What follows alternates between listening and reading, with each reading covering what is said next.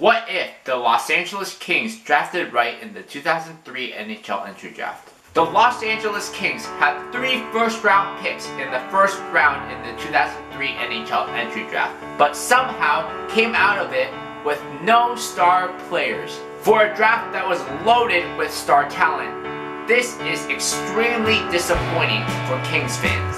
Let's start with who the Kings originally drafted with their 3 first-round picks. With the 13th pick, they selected Dustin Brown, which is a solid pick. Dustin Brown went on to be their captain and a key piece in 2 Stanley Cups. With the 26th pick, they selected Ryan Boyle. Ryan Boyle is a good player, but for the players that got taken after him, this is a bad pick. With the 27th pick, the Kings selected Jeff Tambellini, who is a total bust. The 2003 NHL draft was regarded by many as one of the best drafts in NHL history, as well as one of the deepest drafts. Los Angeles Kings had 3 first-round picks that year. If they drafted correctly, they could have had a much better core. Instead, the Kings wasted those 3 first-round picks and let the star players go to their rivals. What if the Los Angeles Kings could go back and redo everything? How would that affect the NHL? As you will soon find out, the whole landscape of the NHL would have changed. While Dustin Brown was a good player, he was never going to be that star player. So with the 13th pick, instead of picking Dustin Brown, you are going to select Ryan Getzlaf.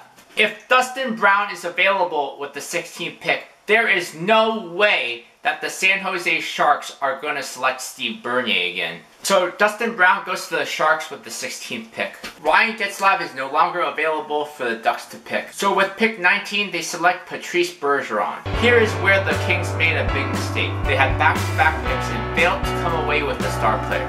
With pick 26, they should have selected Corey Perry because they selected Ryan Getzlaf earlier. With this pick, you now have one of the premier dynamic duos in the NHL right now. The Kings should pick a defenseman with their next pick, as they already have a dynamic duo of the future. With the 27th pick, the Kings would select Shea Weber instead of Jeff Tambellini. Now that the Anaheim Ducks don't have Corey Perry to select at 28, they would select Joe Pavelski. In real life, Joe Pavelski wasn't drafted until the 7th round, but knowing what we know now, it would be insane not to draft him here.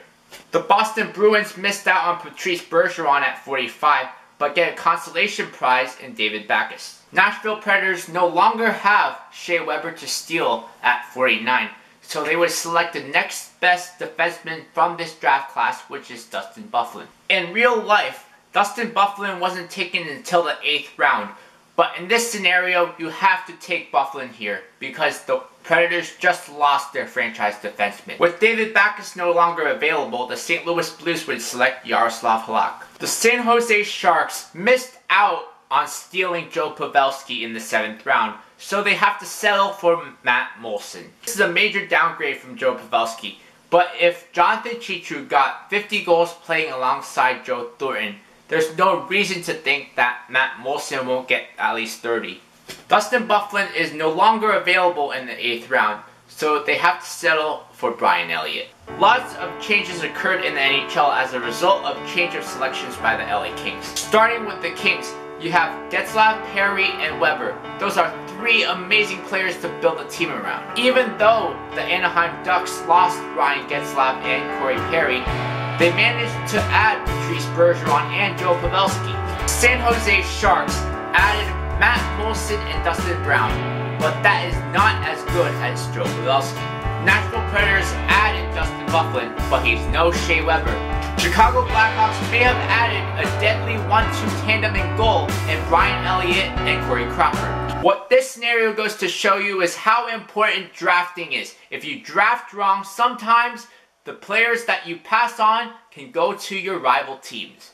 Next, what if the Edmonton Oilers drafted right in 2007?